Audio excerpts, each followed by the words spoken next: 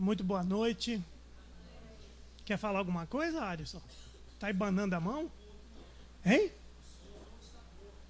Aí tem que chamar alguém que entenda disso, porque não entendo nada. Muita paz para os nossos corações. Que a nossa noite seja produtiva, é o que nós esperamos. As nossas reflexões a respeito do Evangelho e a respeito do Espiritismo. Na Grécia Antiga, havia uma discussão entre os racionalistas e os empíricos. Os empíricos diziam que todo conhecimento, toda sabedoria teria que vir da experimentação, das vivências. Os racionalistas diziam que não, que bastava você conhecer alguma coisa, estudar alguma coisa, se informar de alguma coisa, que a sua problemática estaria resolvida. Nós, no Espiritismo, entendemos que as duas coisas são importantes. Tanto o conhecimento organizado, o estudo, a compreensão, o aproveitar o conhecimento e a sabedoria que veio do passado, porque a vida é extremamente solidária, o que alguém faz ajuda o seguinte, com toda certeza, mas já sabemos que a experimentação também é importante. Através das vivências, das diversas reencarnações, o Espiritismo é reencarnacionista, embora a reencarnação não seja patrimônio do Espiritismo, tanto quanto a mediunidade também não é nem invenção, nem patrimônio do Espiritismo. E é uma doutrina extremamente consoladora e útil. Nos explica uma porção de coisas que não compreendemos na vida, as diferenças de sofrimento, de vida, disso, daquilo, mas nos traz um consolo, de termos uma nova oportunidade de consertarmos equívocos, um tempo maior para aprendermos mais. Então precisamos sempre ter em mente de que nós precisamos do estudo, precisamos enriquecer a nossa mente, o nosso conhecimento, aprendermos uns com os outros, mas necessitamos também das experiências de vida. Aliás, a palavra saber e sabor tem a mesma origem. Nós precisamos saber pela captação intelectual, pelo aprendizado, mas precisamos saborear as experiências da vida. Nós percebemos muitas pessoas que se enriquecem de conhecimento, e nem o nosso meio espírita escapa disso. As pessoas vão se ilustrando de tal forma que se transformam em doutores de evangelho, de espiritismo e de um monte de outras coisas, mas por falta de vivência, acabam se perdendo num intelectualismo inútil quase sempre, e não raro abandonam as suas crenças e práticas religiosas e começam, quando isso não acontece, a atacar as crenças antigas. Então isso é um alerta para todos nós, que conhecimento sem vivência, sem experimentação, terá pouca eficácia no nosso processo de vida. Diversas religiões estão aí. O conhecimento espírita é uma coisa extraordinária, porque veio nos trazer a realidade espiritual para que pudéssemos entender da vida, de nós mesmos, e também compreender o que talvez seja fundamental, a mensagem de Jesus. Sem o Espiritismo, nós não teríamos condições de compreender a fundo a mensagem toda de Jesus. Muitas vezes nos encantamos pelo conhecimento espírita, pela libertação de alma, de culpas que nos traz, mas esquecemos dessa outra parte. Não apenas conhecer da realidade espiritual. Sou espírito, não vou morrer, estou na Terra várias vezes para aprender, existe a possibilidade da comunicação dos intermundos, dos vivos e dos mortos, não é? Esse monte de coisa que nós já aprendemos, um meio extraordinário de observação que é a mediunidade. Aliás, a mediunidade não é nada mais do que isso, um meio de observação dessa realidade espiritual. O próprio Kardec vai dizer que a mediunidade está para o espiritismo da mesma forma que a luneta, o telescópio, está para a astronomia. É um acessório, é um meio de observação, de entendimento, de compreensão, é uma prática, um exercício que vai ampliando as nossas capacidades psíquicas, mas é apenas isso, né? Importa perceber a compreensão, a mensagem, tanto do Evangelho quanto do Espiritismo, que é extremamente voltada para a educação de alma. Né, Pedro? Vocês estão gostando aí ou não? Vocês estão meio quietinhos? Ah, então tá bom. Se alguém achar ruim ou discordar, vamos brigar depois, não é? Mas o conhecimento veio, e para mim, pessoalmente, o Espiritismo tem uma coisa extraordinária. Ele popularizou, transformou de maneira que todos pudessem entender verdades que sempre existiram na humanidade. Os próprios Espíritos afirmam isso na introdução do Livro dos Espíritos. Alguma coisa na introdução do Evangelho segundo o Espiritismo. Não trouxemos nada de novo.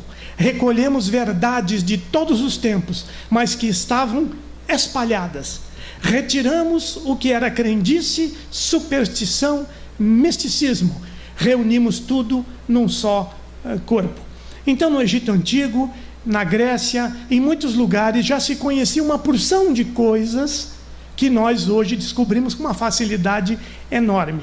Mas eu pergunto, quem de nós teria conhecimento, teria capacidade, teria condição de pegar um texto original lá do Egito Antigo, numa língua já desconhecida, para estudar isso? O primeiro centro espírita do Brasil foi formado na Bahia. O sujeito leu as obras de Kardec no original.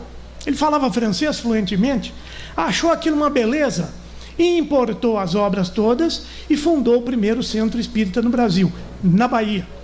Pouco tempo depois fundou o primeiro jornal espírita, né? Eu fico imaginando, se eu dependesse do francês para ler essas obras, né? Então o Espiritismo popularizou um conhecimento que é extremamente importante, porque nos fala da vida. Alguns dizem nova ciência, nova religião, muito mais do que isso. Um esclarecimento, um entendimento da vida, que vem nos desafiar, porque o Evangelho é um desafio para nós, de mudança, de construção, de realização. E temos essa coisa extraordinária que nos ajuda a compreender, porque nós sabemos que no decorrer da história as coisas vão sendo alteradas, subvertidas, subtraídas, e nem o Evangelho escapou disso.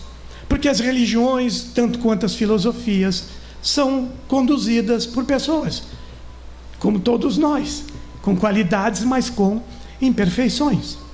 Então é preciso atinar, é preciso buscar uma melhor compreensão, não é? No processo específico de desenvolvimento do cristianismo, das religiões cristãs, nós sofremos uma influenciação do judaísmo, que passou por todas as religiões cristãs, pelo catolicismo, pelo protestantismo, pelos chamados evangélicos, né? Os novos protestantes, os neopentecostais. Todas essas religiões com base no cristianismo, que foi conduzido por homens, que não foi desenvolvido pelo Cristo. Jesus veio, viveu, exemplificou, falou e acabou. Não fundou igreja alguma, não deu continuidade à sua obra. Então pessoas foram trazendo, e como é comum, os povos se influenciam mutuamente. Vamos lembrar que os primeiros cristãos eram judeus. Podemos constatar, por exemplo, nas cartas de Paulo, naquelas famosas 7 igrejas que se formaram, que havia uma discussão terrível, porque uns queriam aceitar a ideia, a palavra de Jesus, o Evangelho, mas misturar com as suas crenças antigas. Outros queriam uma coisa totalmente nova. Não havia só o judeu, havia o judeu que tinha influência da Grécia, os chamados platônicos ou neoplatônicos, que também tinham um pensamento diferente. Nos primeiros 200 ou 300 anos do chamado cristianismo primitivo, antes da estruturação, da institucionalização da religião, haviam 30, 40 interpretações a respeito de Jesus. Alguns diziam que Jesus, pela sua natureza divina, não veio em corpo físico. Essa briga é antiga, viu? Corpo espiritual. Outros diziam que não, veio em corpo físico, mas depois que morreu e ressuscitou, aí sim, corpo espiritual. Outros diziam, imagina, era corpo material, porque senão não haveria ressurreição. E haviam discussões intermináveis a respeito, porque nós, como não conseguimos às vezes viver a espiritualidade da alma, nós queremos criar formas e formalismos. E o judeu tinha muito isso, alimentos proibidos. Isso veio na influência judaica e começaram, especialmente com Constantino, no ano 313. Primeiro ele limpou a barra, estou certo, Pedro? Primeiro ele limpou a barra dos cristãos, disse que todo mundo era livre para acreditar no que quisesse, não havia mais obrigatoriedade de crença. Depois ele reuniu lá 30, 40 famosos da época, bispos que já existiam, né? E mandou que escolhessem das 30 e tantas versões de Jesus, que escolhessem aquela que seria para todos e que ele determinaria por lei que aquela era a versão oficial. E assim foi feito. Então vocês imaginam o que nós perdemos? Alguém dirigindo, é uma história sabida, vão procurar nos livros aí que vocês vão encontrar, que sua prezada mãe Helena, que depois foi elevada a santa, saiu pelo mundo antigo, identificando os lugares onde Jesus nasceu, onde Jesus morreu, aquele foi crucificado, aquele caiu, aquele ajoelhou, não é? E dali a um tempo também começaram as crenças nas relíquias, né? Então aquilo era uma coisa. Havia um rei na Alemanha, um imperador, que foi até quem protegeu Martinho Lutero de sofrer uma perseguição da igreja, né, da época, né? Só ele tinha mais de 3.000 peças. Ele construiu um palácio com 3.000 peças que seriam relíquias do tempo de Jesus, né? Tinha lá ossinho do dedinho de São Pedro, né? Disse um sujeito jocosamente esses dias que se fosse juntar todos os ossinhos do dedinho de São Pedro, né, ficaria maior que um dinossauro desse que a gente vê em filmes, né, de tanto ossinho. Então a religião foi sendo formalizada, misturada com as crenças da época, e nós separamos algumas influências que são do judaísmo e que chegaram até nós, no catolicismo, no protestantismo, nos neopentecostais, não é? Então uma delas era a dieta alimentar. Tem comida, o judeu tinha isso, o judeu não comia porco, né? Não sei se tinha aquela coisa nossa de não comer bicho que ciscava, que andava para trás, sei lá se era isso, né? Mas ele tinha uma dieta prescrita. Tinham alimentos que faziam parte do seu processo de adoração a Deus, de louvor a Deus, né?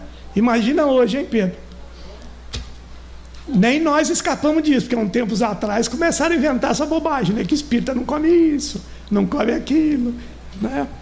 Buda já tinha esse problema com a alimentação e resolveu lá há 2.500 anos, né?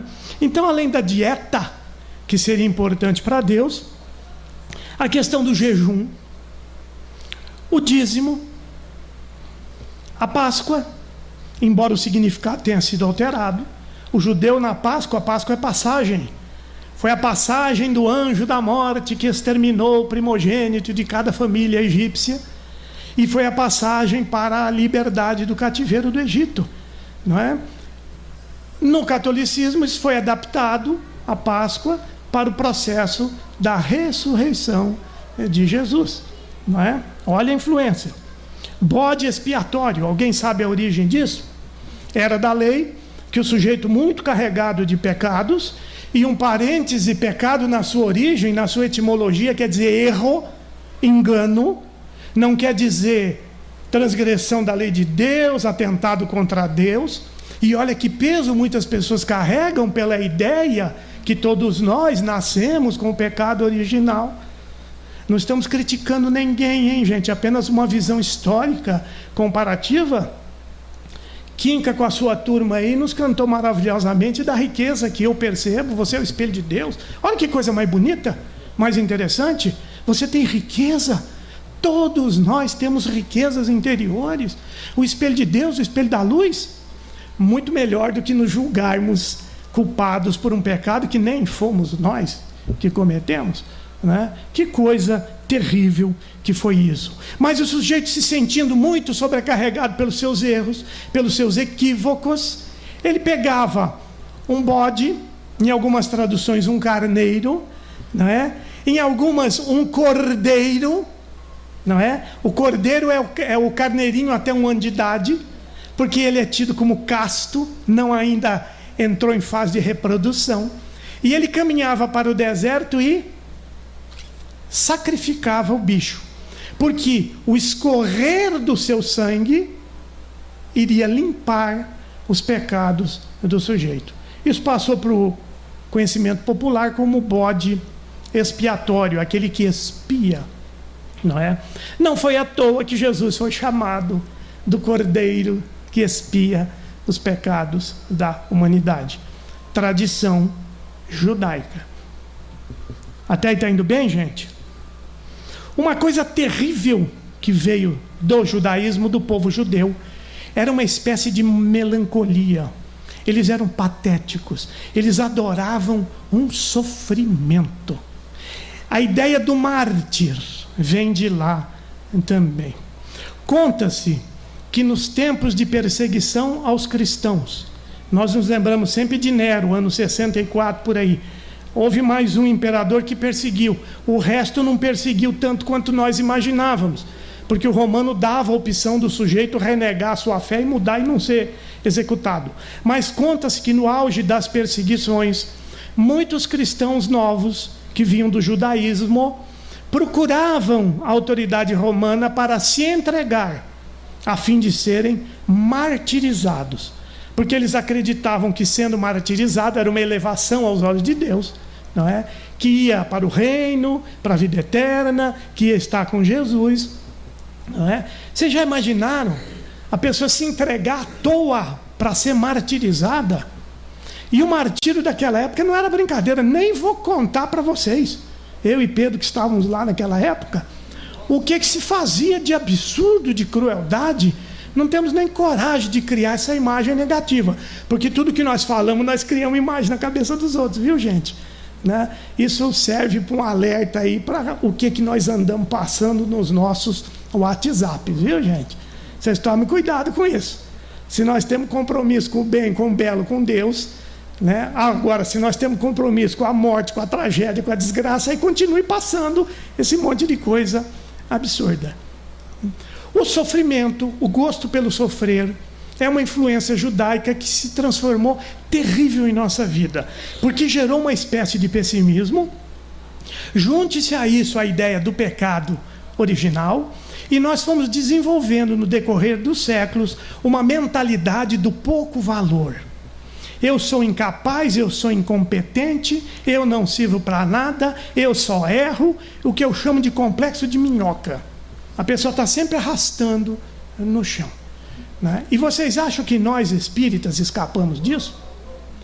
Por que com tanta facilidade se disseminam histórias, através de livros, de relatos, de pseudo-revelações, de regiões tenebrosas onde obrigatoriamente todos nós iremos passar?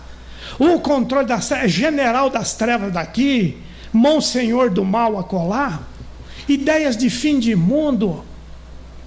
Já teve o fim de mundo em 2000, depois teve o fim de mundo dos maias, não é? E como nós vamos acreditando nisso com facilidade, porque queremos acreditar, porque achamos que isso aqui vai mal. Vocês já perceberam como nós, gente, isso aí está gravando, tem coisa que não pode gravar não, viu, meu filho? Esse dia, numa reunião mediúnica, da qual eu participava, um espírito apareceu, né? Diz que espírito aparece ou baixa, né? O espírito apareceu e falou: vou pedir um favor para vocês. E nós pensando que coisa extraordinária que ele necessita que façamos a bem da humanidade, né? Que coisa maravilhosa, vamos atender a espiritualidade finalmente. Eu queria pedir um favor para vocês. Parem de falar mal do Brasil. Estarrecimento geral. Pare de falar mal do Brasil. Isso é uma terra maravilhosa de prosperidade, de oportunidade. A terra onde o próprio Cristo plantou a árvore do Evangelho. É o lugar onde mais tem Evangelho no mundo, gente. Tem Evangelho para todo gosto, para toda qualidade, para todo entendimento. Tem Evangelho meio materialista, tem Evangelho mais espiritualizado. Tem Evangelho para todo lado. Parem de falar mal do Brasil. É oportunidade redentora. Porque a gente para falar mal é bom, né, gente? Vamos, né? A gente para falar mal é bom. E nós, por ideias, por vivências pequenas da nossa realidade, daquilo que nós conhecemos, nós temos uma mania de julgar o mundo. Se o meu lugar está ruim, eu acho que o mundo inteiro está ruim. Se a gente presencia uma coisa rara, um caso de corrupção, por exemplo, né, você já acha que todo mundo é corrupto, não é? Então, paremos de trazer essa ideia. Vamos discordar. A coisa está ruim, hein? Não, está ruim, está feia. Né? Para que isso? Nós estamos infundindo imagens negativas na cabeça das pessoas, intoxicando o ambiente espiritual. Quem nos falava agora há pouco que a música eleva, as vibrações, as harmonias, né? Já falei isso para vocês, ouvir a música eleva, mas cantar a música eleva mais. Promove um processo de liberação de energias positivas, não é? Então, olha a recomendação, olha o que os espíritos estão preocupados. Pare de falar mal do Brasil, não é? O Brasil é um lugar. Esses dias alguém me falou isso, eu achei interessante, viu, Quinca? Se você nasceu no Brasil é porque você precisa de evangelho. Porque tem gente aí achando, o espiritismo está na linha de frente. Aí daqui a pouco o espiritismo está pouco, está meio fraco. Né? Quem é que nunca ouviu isso? Onde é que tem um centro forte aí? Né? Quem é um centro forte? Quem que é o médium principal? Né? Esse negócio de passe aí, isso aí é meio fraco, isso aí é tipo uma canjinha de galinha. Eu quero aquele trem forte que chacoalha, né? Todo processo de passe depende muito mais do paciente, do que está recebendo, do que daquele que está transmitindo. Na verdade, a transmissão do passe tem um poder único e exclusivo de despertar na pessoa o seu mecanismo de elevação. Então a pessoa concentra, aquela energia dá uma cutucadinha, um curto-circuito. Esse chamado de chakra, centro coronário, tende a se elevar 2 dedos e você passa a absorver energias, é um fluxo extraordinário. Não é? Então não tem centro fraco, não tem passe fraco, o que tem é entendimento fraco. Né? Vocês acham que nós escapamos do sofrimento, da dor? Né? Estou sofrendo, é meu karma. Deve ser alguma coisa que eu fiz lá, agora eu estou pagando. De repente é alguma coisa que você fez, mas não foi na encarnação passada, não, foi a semana passada. Porque tudo tem consequência. De repente aquele problema com o marido, com a mulher, é fruto de uma desarmonia, da incapacidade de convivência, de tolerância. E eu estou dizendo que é meu karma, mas Deus, você tinha que mandar essa mulher para mim, meu Senhor. Eu não aguento, Pai. Né? Então, nós precisamos começar a compreender as coisas mais aprofundadamente. Esse sentimento de pouco valor. Não é? O sujeito passa mal, o que ele acha? Chega aqui no centro, geralmente a pessoa na rua, porque nós temos essa mania também, né? Nós somos um pouco médicos, um pouco economistas, técnicos de futebol, a gente dá conselho para tudo. Nós estamos com mal-estar com uma coisa, nós vamos dizer, a obsessão. Vai lá no centro, que eles vão resolver o seu problema. Tudo para nós é obsessão. Gente, isso é baixo astral, baixo astralismo, que tudo é obsessão. Para de gravar esse trem aí que vai dar problema. Esses dias um sujeito participou de uma reunião de obsessores no plano espiritual, Sindicato dos Obsessores Anônimos. Eles estavam planejando como é que eles iam atacar os religiosos de várias ordens. Porque a gente tem essa mania, né? A gente se dá tanta importância que acha que os espíritos vivem atrás de nós para atrapalhar a nossa vida. Né? Dá um problema lá, os espíritos não me deixaram ir no centro. Então participou da reunião e o sujeito lá falou, deixa os católicos comigo, que eu vou fazer isso, vou fazer aquilo. Deixa os evangélicos comigo. Os budistas, deixa que eu me encarrego disso. Né? Foi falando e tinha um cara humilde lá. Bom, encerramos a reunião, nada mais a declarar. O sujeito levantou a mão humilde, porque não sobrou nem trabalho para ele. E falou, gente, vocês estão esquecendo dos espíritas. Não, se tiver uma vaga, até eu me candidato a obsediar. Né? Ele falou, não, que é isso, meu filho? Espírita não precisa de obsessor. Né? Ele se derruba sozinho, ele se enrola por ele mesmo, e já vê capeta em tudo que é lado. Porque no fim do processo religioso, nós estamos só trocando de coisa. Né? Nós estamos trocando a água benta pela água fluidificada. Nós trocamos o demônio, Satanás, o capeta, pelo espírito obsessor.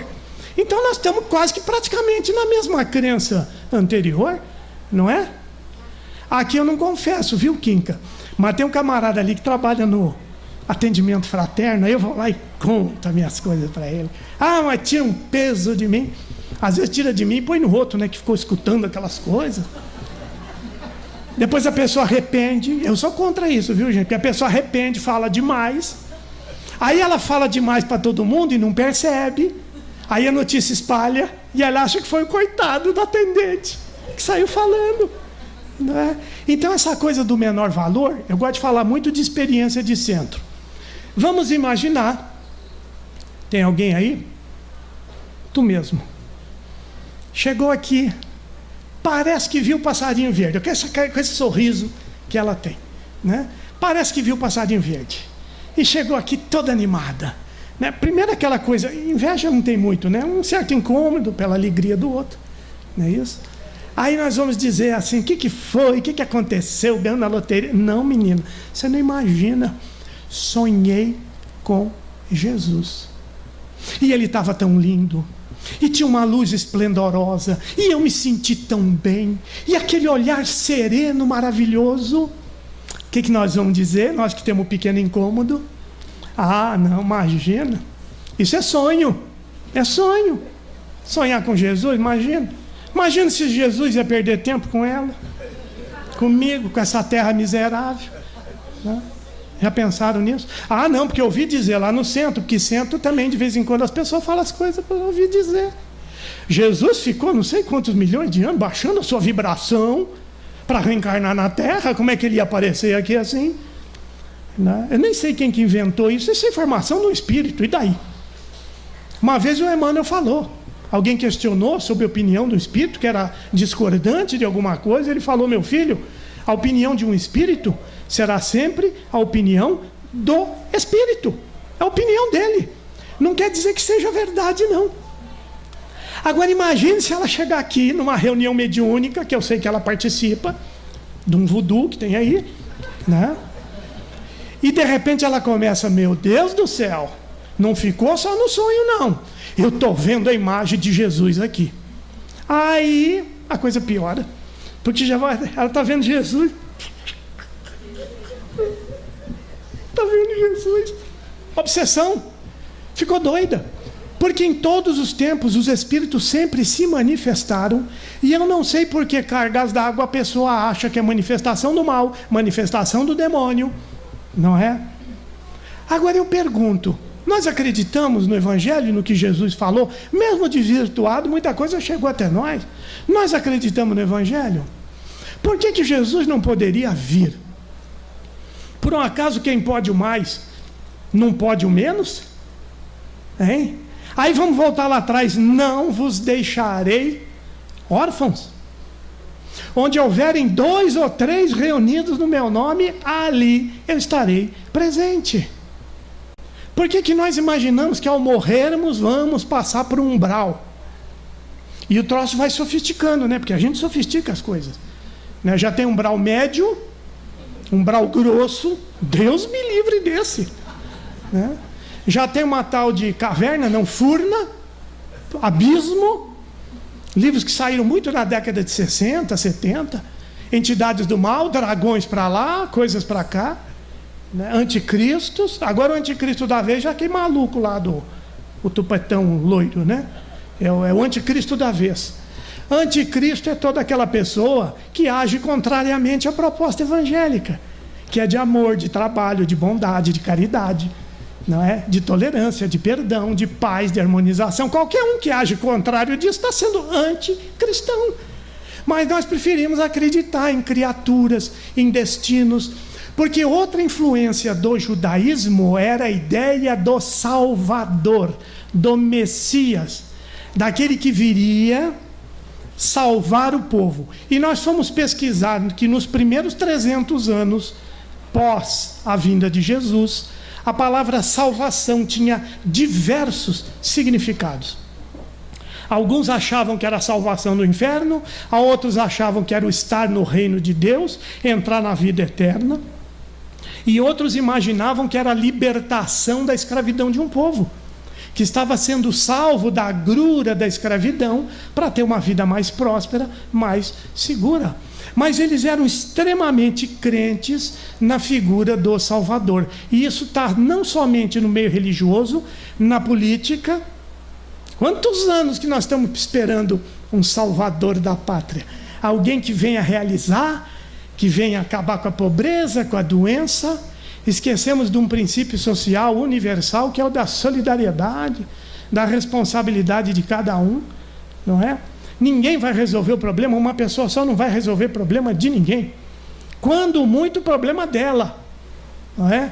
O negócio é uma obrigação coletiva e nós ficamos com isso. O nosso movimento sofreu muito por conta disso, porque esse missionarismo tomou conta do espiritismo, das pessoas. O espiritismo veio para salvar o mundo. O próprio Kardec dizia que o conhecimento espírita, tão encantado que ele estava com aquilo, provocaria uma mudança mundial nas próximas 2 gerações. Já se passaram 3, 4, 5 gerações e não houve mudança nenhuma pelo espiritismo. O Brasil tem cerca, oficialmente declarado, 2.200.000 espíritas pelo último censo. Mas como o questionário quase nunca vale nada, né, estima-se que sejam mais de 5 milhões de espíritas, que também não vão transformar nem o mundo, nem o Brasil, talvez nem a sua própria cidade. Eu sou daqueles que acreditam que o espiritismo veio para os espíritas. Nós que chegamos aqui, que a exemplo do jovem rico da parábola, não encontramos mais sustentação, acalento, consolo, esperança nas nossas práticas religiosas antigas. Só que o jovem rico da parábola não aceitou seguir Jesus, e nós estamos aceitando buscar o melhor entendimento dessa proposta toda do espiritismo e do evangelho. Então não alimentemos ilusões de que iremos transformar o mundo. Nós temos compromisso de transformar o nosso mundo interior. O espiritismo é para os espíritas, para aqueles que já pegaram o gosto pela leitura, pelo estudo, que não encontram respaldo mais em entendimentos anteriores e que vêm buscar uma realização, um entendimento, uma proposta nova, não é? Buscar uma harmonização. Então isso para nós serve. A ideia missionarista é terrível em nós, porque primeiro, quando eu me acho missionário, eu acho que eu sou infalível. Missionário de Jesus, Jesus vai me desamparar? Hein? Eu acho que eu sou infalível. Segundo, se eu tenho que salvar o mundo, eu esqueço de salvar a mim mesmo, não é? Salvação para nós é desenvolvimento espiritual, moral, intelectual, é progresso, é evolução, né? Não é estar num determinado lugar, nem estar com Deus. Então isso é uma proposta terrível para nós, porque quando eu fico vigiando Pedro, querendo consertar o Pedro, eu esqueço de mim, eu esqueço das minhas realizações. Então isso é terrível. O próprio Kardec, gente, o tempo passa rápido aqui.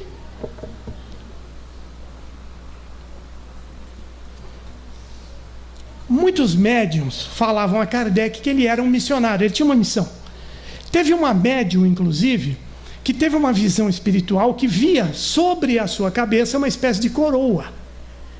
E ela vai dizer: este homem será o papa de uma nova religião, o chefe de uma nova religião.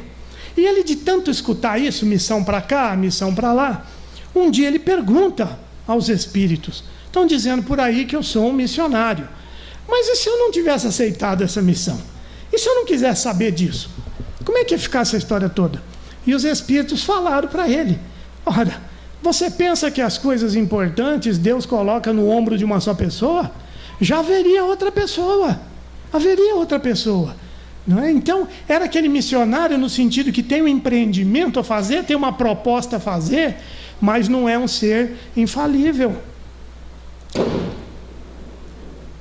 Não é um ser que veio pronto. Nenhum espírito na Terra está pronto, viu, gente? Nenhum de nós é super elevado, E missão, provas, elas têm de todo tamanho. Pode ser que um espírito encarne com a missão de conduzir uma nação. Pode ser que um espírito encarne missionário para um desenvolvimento científico, um remédio. Pode ser que o sujeito tenha a missão de criar um filho. É também uma missão. Cada uma na sua graduação, mas tudo é uma missão, nesse sentido. Não do sujeito alcandorado, cercado de anjos, que veio trazer uma verdade. E mais, Kardec pergunta, por que a espiritualidade não traz um avanço científico aí? Não, isso é trabalho do esforço do homem. Podemos ajudar em alguma coisa, inspirar em algo? Durante a noite o cientista vai lá no plano espiritual, continua seus estudos, troca ideia com outros, mas ele precisa do esforço, precisa do trabalho, precisa da luta, precisa do suor para realizar. Então entendamos a palavra missionário sempre entre aspas, com outras implicações. Kardec, que também acredito não estava pronto, ele recebeu uma influência muito grande de Pestalozzi, um grande educador, um sujeito que já pregava naquela época de 1800, que a educação não era só ilustrar a pessoa de conhecimento, a educação tinha que transformar a pessoa para melhor. E ele foi beber nessas águas, nesses ensinamentos de Pestalozzi, que tinha uma curiosidade que eu julguei importante. Pestalozzi era de crença protestante, lá de Martim Lutero. Depois protestante apareceu um monte por aí, né? Ele era de crença protestante. Qual é a importância disso, gente? Duas características fundamentais. Vocês sabem como é que o protestante agrada a Deus?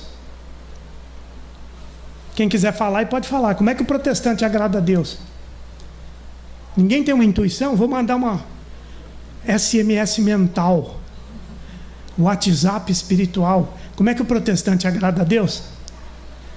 Hein? É fazendo construções ao modo egípcio, romano. Como é que o protestante agrada a Deus? Trabalhando. Segunda coisa, para toda religião cristã e alguns não cristãos, onde é que está a palavra de Deus? Onde é que está a palavra de Deus? Me ajudem.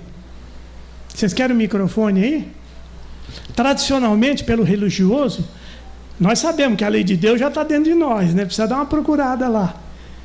Mas para o religioso cristão, judeu, tradicional, ortodoxo também, a palavra de Deus está na Bíblia. E como conhecer a palavra de Deus se não souber ler? Então o protestante prima pela educação. Você imagina que poderosa dupla, trabalho e educação. O que ia dar isso? Observem todos os países que sofreram influência protestante, as colônias, vão observar o nível de vida, de prosperidade, de recurso, de ciência, de tecnologia que tem, em razão dos outros, né? Querem um exemplo? Estados Unidos, Canadá, Holanda, Suíça. Aqueles países aqui, povo esquisito, né? Porque eles primaram, antes de mais nada, o trabalho e a educação. Olha que diferença. Kardec bebeu nessas águas. Tanto é que dizem que tem gente que diz que a ideia não era de Kardec, de que o espiritismo é um processo educativo. Aquilo ele copiou lá do Pestalozzi. O que ele copiou mais ou menos do Pestalozzi foi uma frase lema. Nós vamos ter que deixar o resto da palestra para outro dia, viu, gente? Ele criou uma frase lema. Pestalozzi dizia: trabalho, solidariedade e perseverança. Porque nada vai acontecer se não tiver trabalho, se não tiver solidariedade de um ajudar o outro. Isso é próprio da lei social. Ninguém tem em si mesmo todas as capacidades. Então um precisa do concurso da ajuda do outro. E perseverança. Como nós somos ruins de perseverança, hein, gente? Olha, tem um curso que vai começar aqui que é muito esclarecedor, é importante da gente fazer, mas dura 6 meses. 6 meses? Não é? Olha, você tem que vir ao centro, é muito comum, né? Chegou lá meio... Olha, vem ao centro tomar 5 passes, né? Venha 5 vezes, o cara já quer tomar todos de uma vez só, né? Não dá para dar os 5 hoje para ficar mais fácil. Não, é que você vem no centro, aproveita do ambiente fluídico bom, né? Às vezes o espírito até dá uma forcinha, assiste uns estudos, umas palestras, depois gosta, fica, né? Mas 5 semanas, né? É que nem aquela coisa da luta contra as viciações que nós temos, né? Sempre segunda-feira eu vou começar o regime. Já fiz muito regime, viu? Eu sou talvez a pessoa que mais entenda de regime. É possível que eu escreva alguns livros sobre isso. Então eu sei que tem regime que começa na segunda e termina na quarta. Outros na outra segunda. Sexta-feira é o pior dia da semana, viu? Porque criou um folclore aí que, oba, hoje é sexta-feira. Aí o negócio que pode fazer qualquer desatino no sábado e domingo. Né? Aí você fala, não, mas já quebrei o regime naquela terça. Né? E o tanto de gente que você começa a dieta e vem te convidar para aniversário, churrasco. Você passou 6 meses esbaldando aí, ninguém fazia nada, agora é festa toda hora. Não posso ir não, porque eu não me controlo, e se não se controla é melhor não ir naquilo que te incomoda, né? Não vou de jeito nenhum. Aí a pessoa foi embora, porque tem gente que é chata na insistência, né? A educação manda se oferecer uma vez e insistir mais uma, mais do que isso é chatice, viu, gente? E a pessoa fica, liga, passa o WhatsApp, eu peço aí para te pegar, se está sem carro eu vou ir te buscar. Para desencaminhar o camarada não falta recurso. Aí o sujeito resiste, né? Não vou. Aí fica olhando o relógio, como é que será que está o povo lá na festa, né? Nossa, aquela mulher faz uma comidinha tão boa, né? Aí deu 10 horas, 10h30, até agradeço, obrigado Jesus, obrigado aos bons espíritos.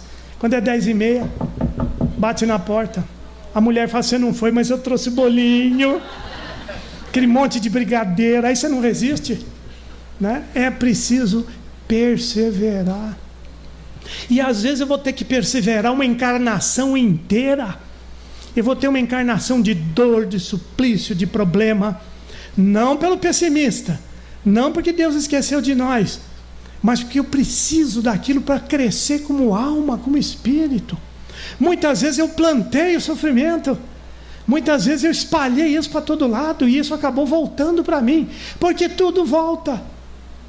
A lei mais certa do mundo, causa e efeito, plantio e colheita, né? Ação e reação. Você fez aquilo, tem uma consequência.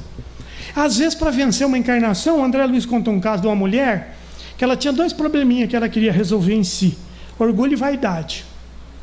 Ela falou assim, vou começar com a vaidade, que é mais fácil, porque todo mundo pensa na vaidade material, né?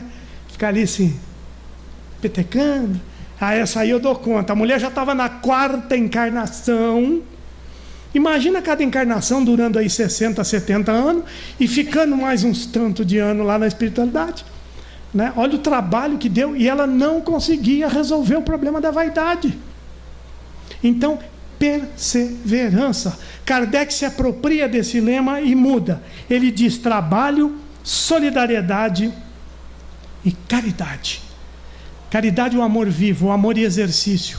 Porque ele já sabia que nada seria resolvido sem trabalho, nada seria resolvido sem solidariedade, e a caridade seria um elemento extraordinário nas nossas vidas, porque é o amor vivo, é a expressão de amor, é a execução do amor, não é? Vamos terminar já, viu, gente? Para vocês não ficarem muito tristes comigo. Então nós precisamos aprofundar a nossa compreensão do que é Jesus, do que é o Evangelho. Não é peça religiosa, não é coisa para você ficar recitando. As pessoas não entenderam, vão fazer o tal do Evangelho no lar. Culto do Evangelho no lar. Culto porque veio de um tempo que tudo era culto, né? Mas para que serve o culto do Evangelho no lar? Se fôssemos perguntar, isso atrai bons espíritos? Isso deixa a casa livre, leve, como se a nossa casa fosse um antro de espírito ruim, não é? E, na verdade, os espíritos iniciaram essas ações para que as pessoas conhecessem mais o Evangelho. Porque ninguém conhecia o Evangelho. Poucas palavras que alguém recitava em algum lugar, ou por ouvir dizer ditados, lemas que ficaram mais ou menos conhecidos. Então vamos estudar, vamos conhecer, vamos refletir sobre o Evangelho. O que é Jesus para nós? Não é um salvador, não é o Senhor, o Deus encarnado. Isso tudo é infantilidade de compreensão. No Livro dos Espíritos veio a resposta. Kardec nem falou de Jesus. Ele perguntou qual é o guia perfeito que Deus mandou à humanidade. Modelo e guia de perfeição, Jesus. Em algumas traduções, vê de Jesus, olha Jesus. Então Jesus para nós não é salvador, não é missionário, não é Deus, é guia e modelo. Modelo de conduta, de educação de sentimento, de propósito. Agora, não vamos confundir, nós não temos uma palavra para cada coisa expressa, né? E olha que o português é uma língua riquíssima, belíssima, uma das línguas mais ricas do mundo, não é?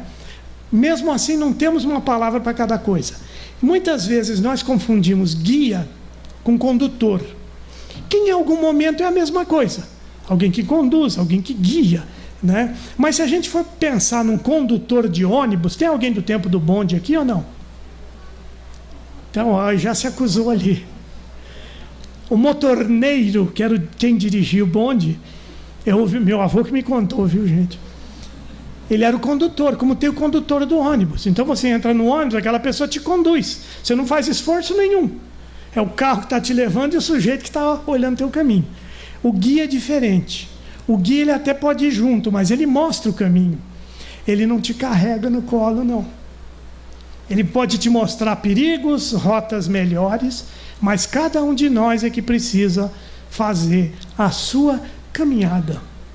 Então Jesus pode ser um orientador, um modelo para ser copiado. E a gente copia tanta coisa, né? Quando o Michael Jackson estava no auge do seu sucesso, o que tinha de Michael Jackson por aí, treinando passinho, né?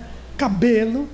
Então a gente imita tanta coisa, né? Por que não tomar Jesus como modelo orientador das nossas vidas, mas entendendo que é um modelo orientador, não é alguém que vai nos carregar no colo, não é? Então as ideias do sangue de Jesus têm poder, tudo vem lá do judaísmo, que é o cordeiro que vai tirar os pecados. Jesus vai me curar, Jesus me salva. Eu quero que é um desafio, que alguém leia o evangelho de fio a pavio e ache uma só palavra que Jesus tinha dito que ia nos curar. Jesus disse que ia nos aliviar. Vocês estão cansados? Está sentindo sobrecarregado? Venham a mim. Vem conhecer da minha palavra. Ore por mim. Me veja do seu lado, né? Venham a mim. Mas em nenhum momento disse, pode deixar que eu vou tirar seu problema, eu vou te curar, não é? Então devemos tomar cuidado. O que nós andamos procurando em Jesus? Kinka, eu estava até preocupado porque você foi embora. O que nós estamos procurando em Jesus? E onde nós estamos procurando Jesus? Hein? Onde é que nós estamos procurando? A lição do túmulo vazio. Após a crucifixão, Jesus foi levado à catacumba, todo mundo sabe disso, uma caverna. Ainda puseram uma pedra enorme para que não roubassem seu corpo, porque já espalhou a notícia que ele disse que voltaria. Derruba esse templo, em 3 dias eu volto, não é?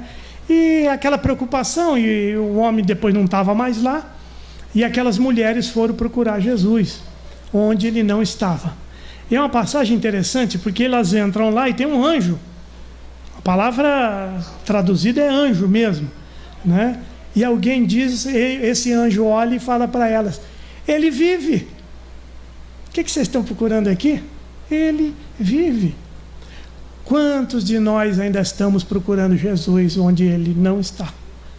Né? Quantos de nós estamos querendo que... Diga aí, Kinka.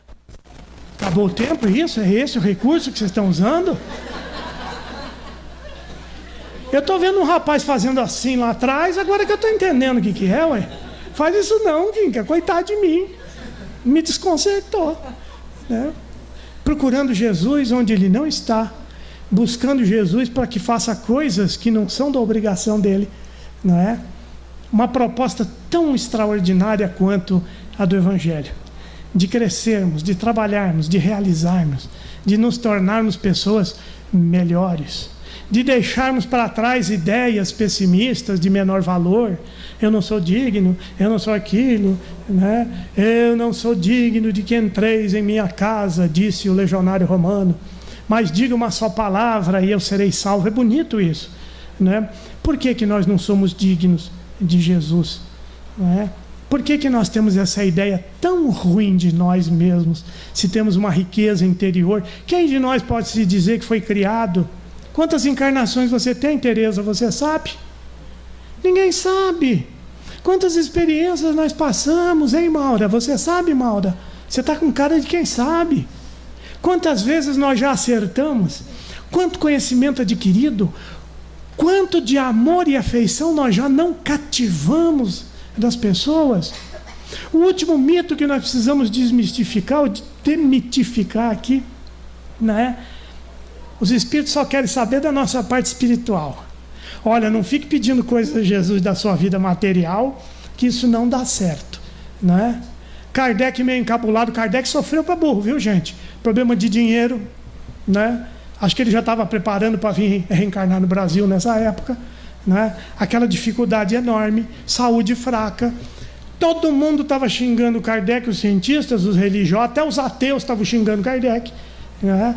E ele, naquela dificuldade toda, pergunta a um espírito familiar: os espíritos se interessam pelos nossos problemas materiais?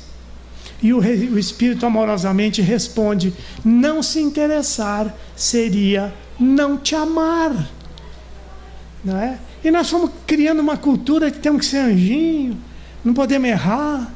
Olha, só peça a Deus força e coragem para lutar, né? Pode pedir a Deus um emprego, uma iluminação para achar um caminho também, que os espíritos não vão achar ruim, não. Não é? Vamos sair dessa onda de pureza perfeita, isso não existe.